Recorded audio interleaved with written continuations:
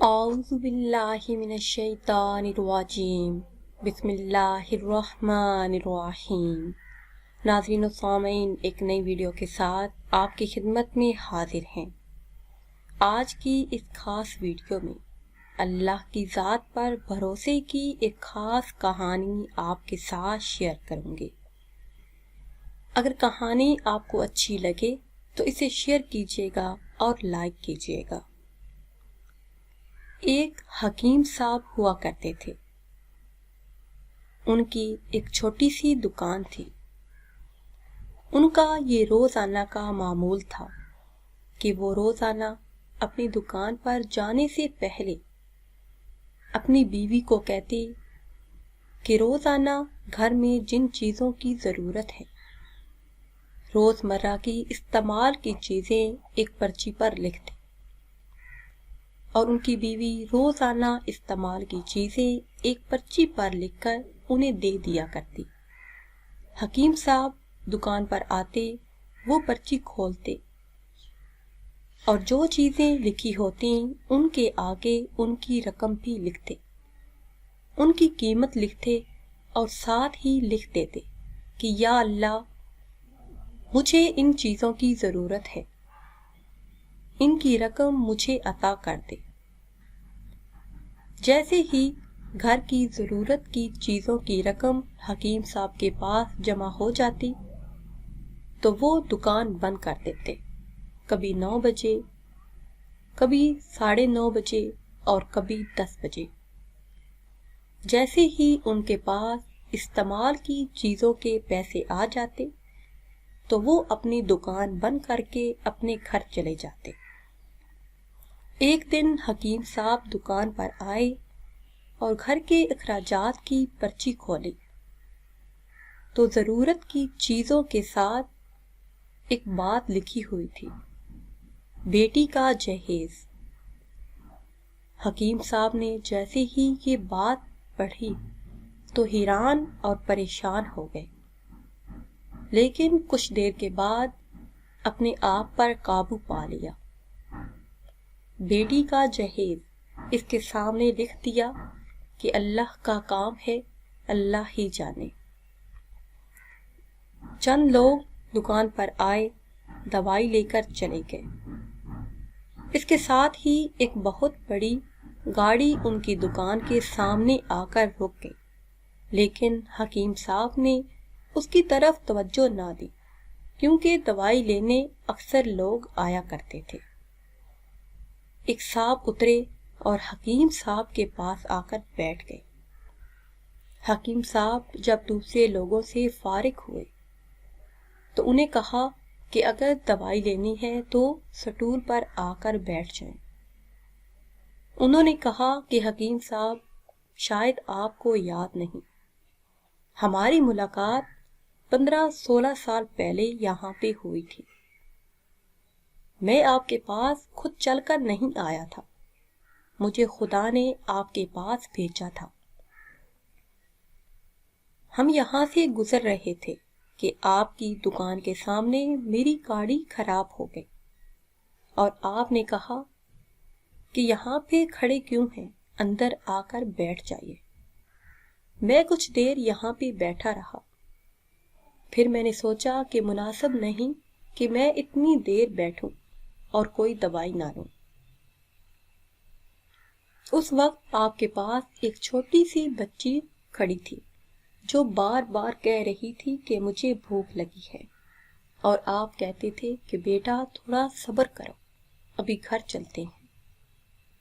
تب میں نے آپ کو بتایا کہ میں 5-6 سال سے باہر ہوتا ہوں، میرے ہاں اولاد نہیں، اللہ نے مجھے اولاد نہیں دی، تو آپ نے کہا تھا کہ اللہ کی ذات پہ بھروسہ رکھو، یقین رکھو، وہ کبھی بھی اپنے بندوں کو مایوس نہیں کرتا۔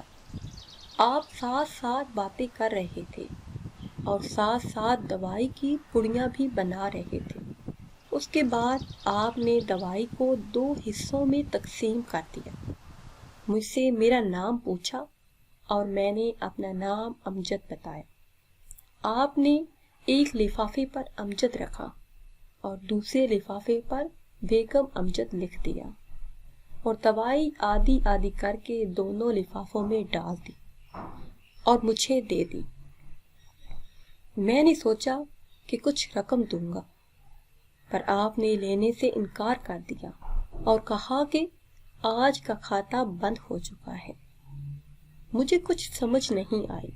ساتھ بیٹھے ایک آدمی نے کہا کہ حکیم صاحب، جب روزانہ کی ضرورت کے پیسے آ جائیں تو کھاتا بند کر دیتے ہیں۔ تب مجھے شرمندگی ہوئی کہ میں نے کیا سوچا، یہ تو بڑے سادہ سے انسان ہیں۔ جب میں وہ دوائی لے کر اپنے گھر گیا اور اپنی بیوی کو ساری بات بتائی تو میری بیوی نے کہا کہ وہ اللہ کی طرف سے ہمارے لیے فرشتہ بن کر آئے ہیں اور آج میں 3 بچوں کا باپ ہوں۔ کچھ دن پہلے میری بھانجی کی شادی تھی اور میں نے اس کی شادی کا ذمہ خود لیا تھا۔ سارے اخراجات اپنے ذمہ لیے ہوئے تھے کہ اچانک سے میری بھانجی کو بخار ہو گیا، لیکن اس نے یہ بات کسی کو نہیں بتائی۔ بخار کی دوائی کھاتی رہی اور گھومتی رہی۔ ایک دن بازار میں اچانک وہ بیمار ہو گئی۔ ہسپتال لے جانے پر پتہ چلا کہ اسے 102 کا بخار ہے اور بے ہوشی کی حالت میں ہی اس کی موت واقع ہو گئی۔ تب مجھے اور میری بیوی کو سب سے پہلے آپ کی اس بیٹی کا ہی خیال آیا جو 15 سال پہلے یہاں آپ کے پاس بیٹھی تھی۔ آپ گزارش کیجیے، آپ سے گزارش ہے کہ آپ وہ رقم لے لیجیے، ہمیں بڑی خوشی ہوگی۔ اگر آپ نے شادی دیر سے کرنی ہے تو وہ رقم اپنے پاس رکھ لیجیے، ورنہ سارے اخراجات ہم خود ہی کریں گے۔ تب حکیم صاحب نے اپنے پاس پڑی ہوئی پرچی اٹھائی اور اس آدمی کے سامنے رکھ دی اور کہا کہ آج صبح میری بیوی نے یہ پرچی مجھے دی تھی۔ میں نے کبھی گھر میں ضرورت کی چیزوں کے پیسوں کے سوا خدا سے کچھ نہیں مانگا۔ جب اس آدمی نے وہ پرچی پڑھی تو ان کے سامنے لکھا تھا بیٹی کا جہیز اور سامنے لکھا تھا اللہ کا کام ہے، اللہ ہی جانے۔